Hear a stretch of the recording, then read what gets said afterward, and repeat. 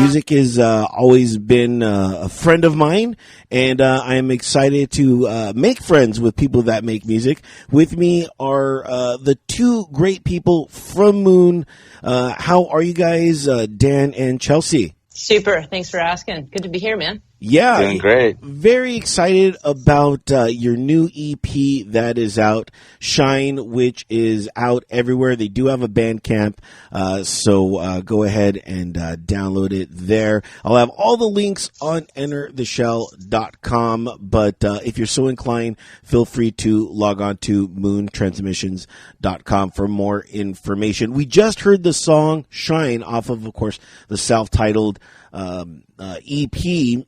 Really dig what you guys are doing. I know you guys have been doing this for quite some time, and to release a new EP is definitely a fun moment in your life. Does it get any more funner with each release that you do? Heck yeah, it does.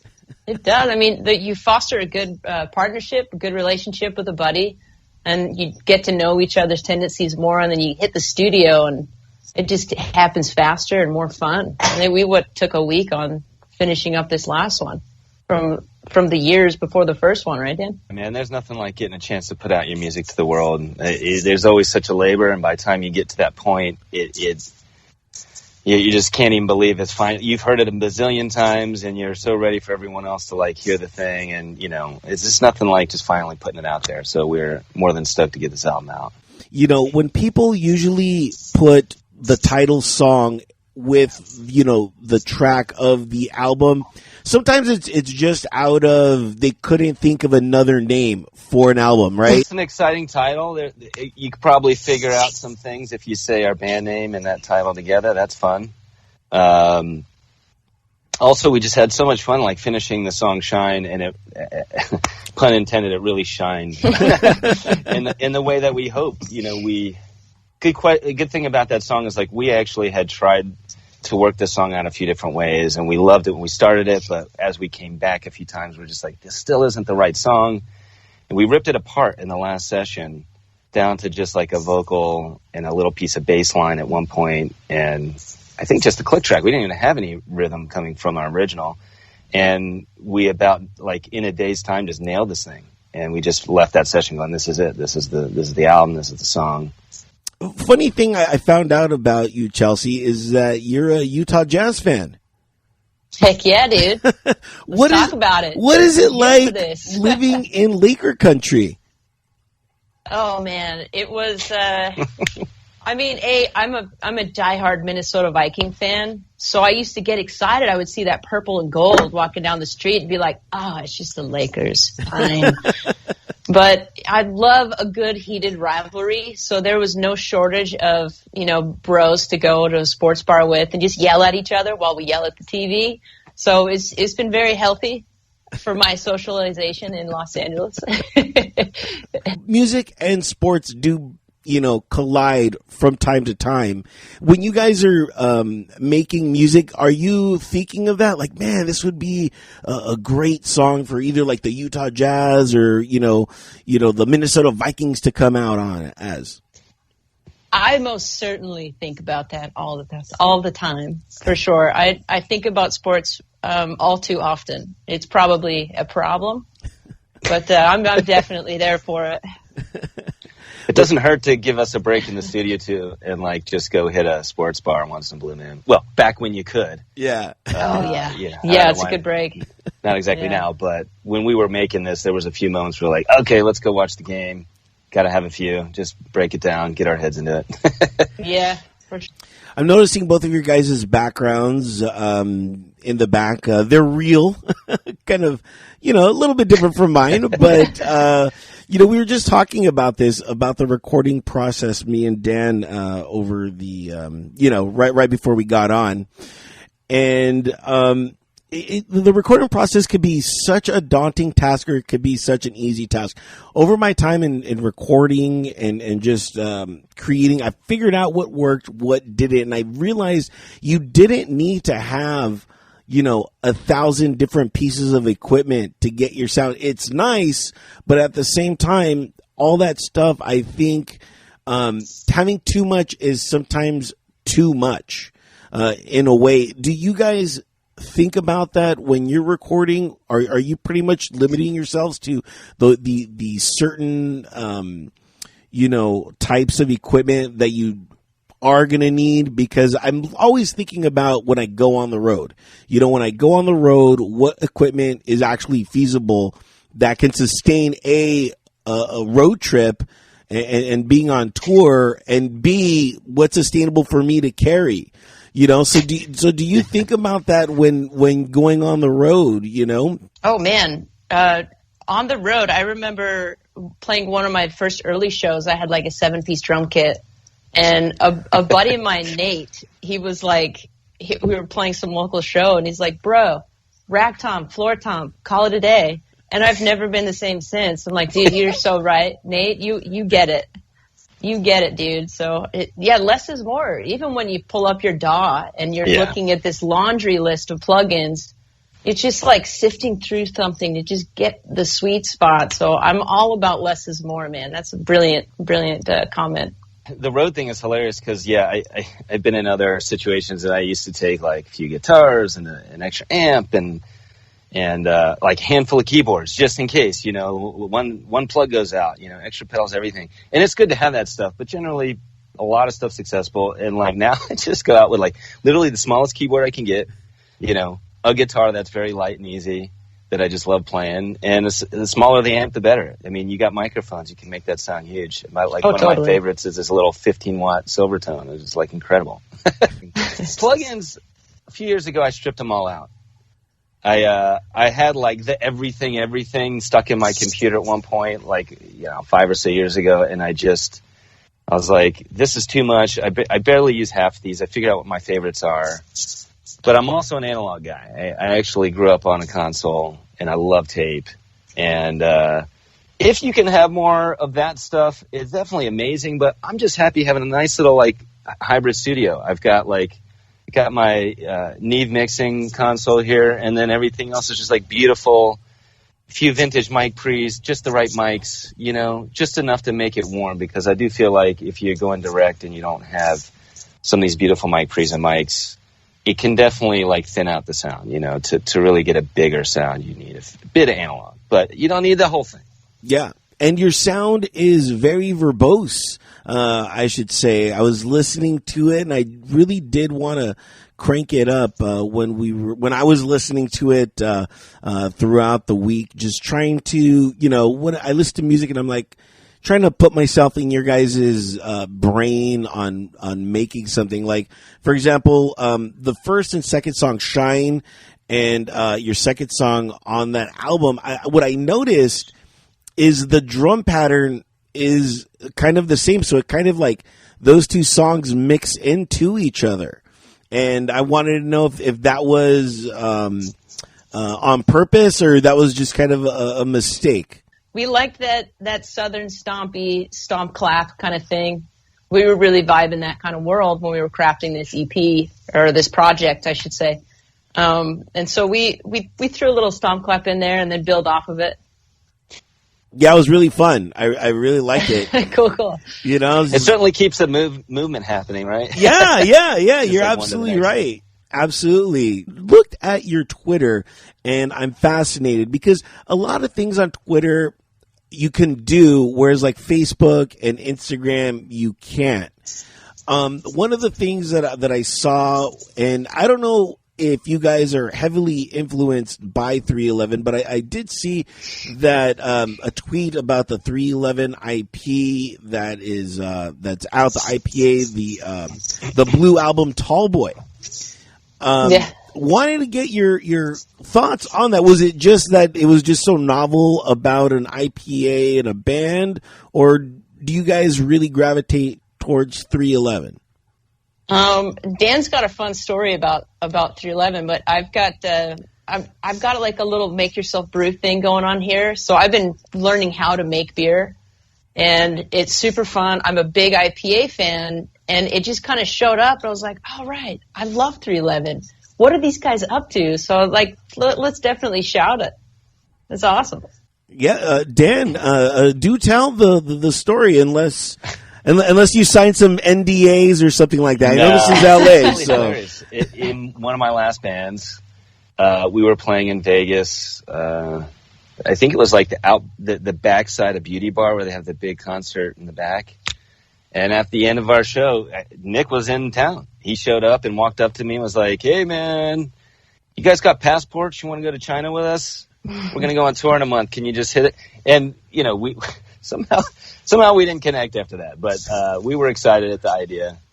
They're a fun band. I randomly in the 90s, I feel like I caught them at so many festivals. I mean, like, I don't know that I was, like, the biggest fan, but, like, it's just amazing how many times I ended up seeing them anyways. The shows were always good times, so good stuff. Yeah, good times for sure. There are those weird bands that you're just like, what is this, a kinship that I have with you that you're all of a sudden appearing? I had that with this band called Ozo Motley, who's, another one of those. Sweet. Yeah, where I was just there to watch somebody, and then they're like, and here's Ozo Motley. I'm like, dude, are you stalking me? This is like the fourth time, like, you know what I mean, in a year that I've seen you. Not that that's a bad thing, but I'm just like, what's going on here? Maybe we have the same taste in music. I don't know. So, by the way, sidebar, if you could be a beer, what beer would you be? I love this question. Oh, gosh. Oh, man. Elysian Space Dust. Oh, wow. Space. Oh, excellent. That is a good. Chelsea, what about you? I'm an Einstock White Ale. It's a little Icelandic brewery that I had that taste and just went, oh, my gosh, I can actually taste the coriander and citrus notes in this thing. It's awesome. It's simple yet complex. Kind of like yourself, in a way? Yes, indeed. Very cool. I myself would be, I gravitate towards two beers. One of them is Mango Cart, which is, very local right here, Golden Road here in Los Angeles. Oh, heck yeah. Delicious. I love mangoes, and when they put it in a beer, I was just like, brilliant, And the other one is a Irish beer called Harp, who they're the makers of Guinness, and it's kind of like a lighter beer. And it's, man, those two, if they can make some sort of hybrid with those two, I think that would be the best beer, I guess, that describes me. One last thing, I know we're a little off topic, but sometimes I like to do that, is restore the Snyderverse. I have become a proponent of that. I did see, of course, the Snyder Cut. Absolutely brilliant. Absolutely restored my faith in DC after, they just put that abomination that was Wonder Woman 1984 out.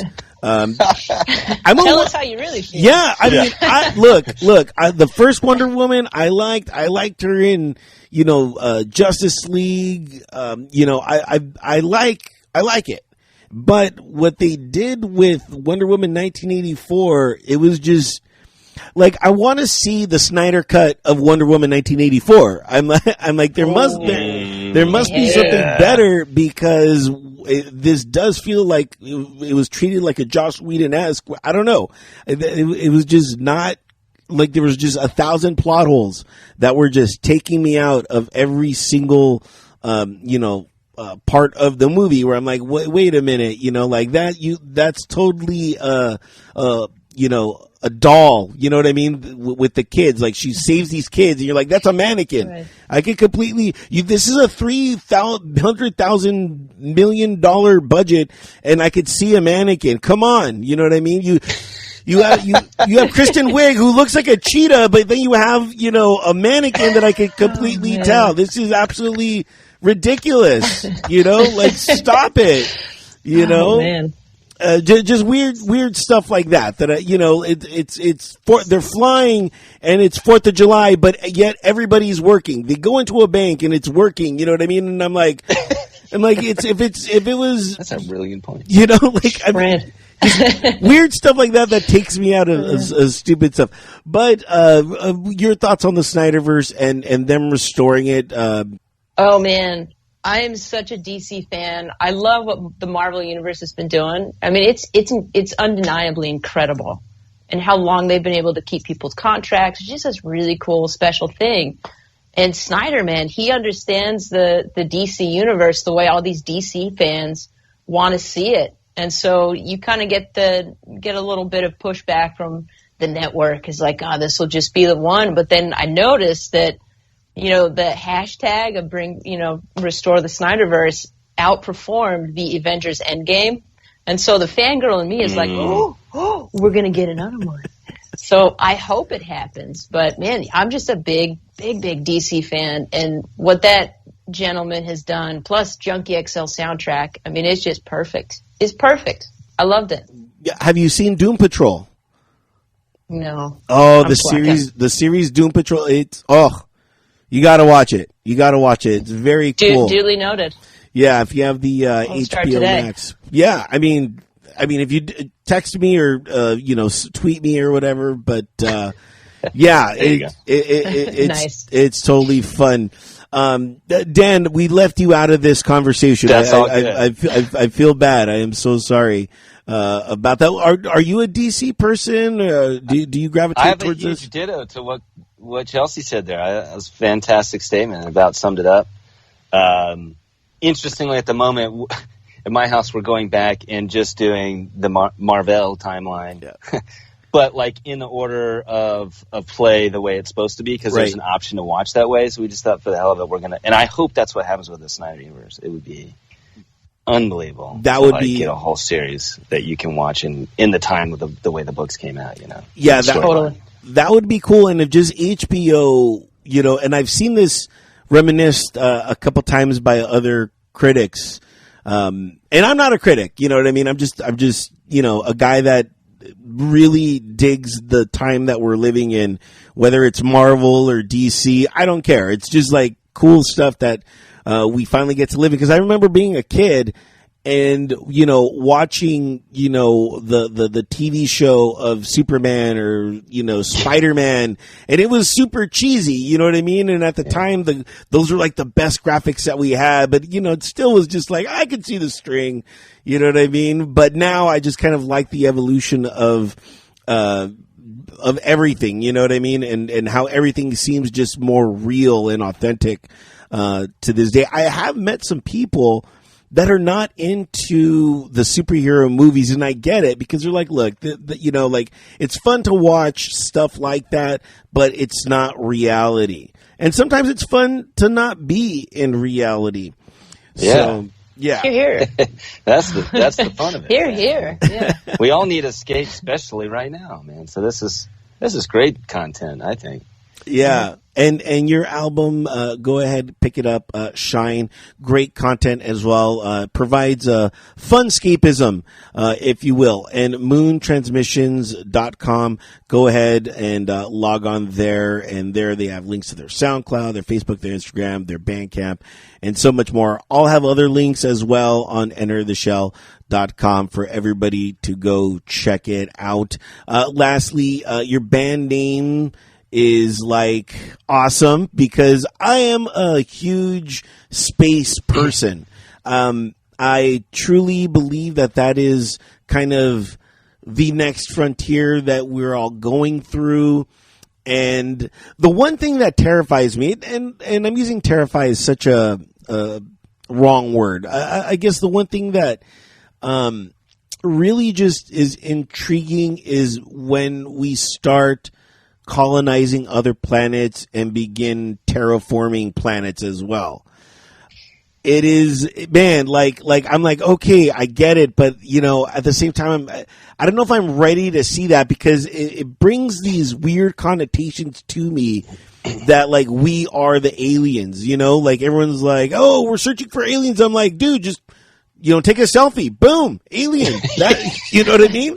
That's us, and some people think I'm weird for saying that, you know what I mean, and bringing that to light, but some people aren't. Some people are like, that intrigues me, and I can't believe people are not thinking like that. Maybe I'm just a little too out there sometimes, but what are your thoughts? I mean, obviously you must have some sort of connotation, because, I mean, Moon is very space-esque. I love this conversation. I mean, one of my favorite quotes ever is somewhere something incredible is waiting to be known, Mr. Sagan. The point about colonizing is really interesting. I tend to agree. There's thought about, there's lots of information out there about that we've been visited a bazillion times already, and that there's a thought about how humans are going to treat everybody else out in space. And that's an interesting thought. There's a little bit of scare going the other way, at least from what I've read online. But I'm really into it. I think there's so much to be learned out there, and I can't wait for the exploration to keep going. You know, I think just sitting on one planet, I don't know. I think we should get as far as we can, see what we can find, and be welcoming for that matter too. By the way. Oh yeah, for sure. We'll see, I mean, shoot, I'm thinking of more of it of like, when settlers colonized other lands, what if we had just slowed down and learned more about those people first before he came over, right? So I'm all about, let's explore, let's learn, this is exciting, but slow your roll, humans. Learn more before you start to exploit some resources we might not know enough about. That's right. History should not repeat itself, you know? Totally. And for some reason with humans, it just continually does. I know. It's like, guys, we're in a goodness. loop. We need to stop this. You know, didn't we understand what happened before and yada? Like, come on, guys.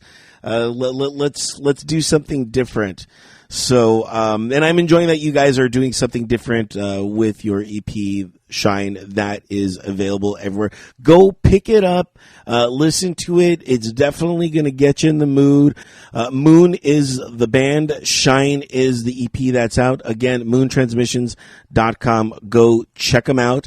And lastly, we are going to leave you with the song Never Cross Me, which, by the way, I wanted to talk to you really quick about this, which was you guys had the Budapest Symphonic Scoring Orchestra with that. My whole life, I've always wanted to do a song with a symphony in back of me. You guys are kind of getting to live that. I know you guys can't go on tour with them or anything like that because that's kind of a huge undertaking. But just tell me about that thought and that idea of having a symphonic scoring orchestra and how the Budapest Symphonic Orchestra kind of came into your life. Yeah, well, gosh. I mean, for one, we're both, classical musicians in many different ways. Chelsea's had unbelievable training, and I grew up playing classical piano and play a few different sort of orchestral instruments. And just this idea of including it, we love it. There's nothing like the organic nature of the instruments and the body of the instrument projecting those sounds. You can try and do it in the computer all day, but it's just not the same. So for us, we in a perfect world, we would have an orchestra behind us every night. That would be incredible. But we just felt for this recording, let's try and get it right and do it as big as we can. And, we're working towards some unbelievable orchestration on our next stuff too as well. We're just doing everything we can to include it. Yeah, you're going to love our next album. If you like that stuff, we're going to really roll this in with the cool collaboration with Elena Brown. We linked up with a really, really rad gal to collaborate with on this one. We're super pumped. I can't wait. Again, when Metallica released their Metallica S&M, I'm just like, yes, yes, and I'm like, why can't this always be a thing? But, it can. I'm like, but it can. But I'm so glad that you guys are using everything at your disposal to keep on making some really cool music out there. So thank you so much for just your creativity and your passion that you're putting into this. Moon is the band, moontransmissions.com. And, of course, the album Shine Out Everywhere. Go check it out. And, of course, we are leaving you now with the song Never Cross Me.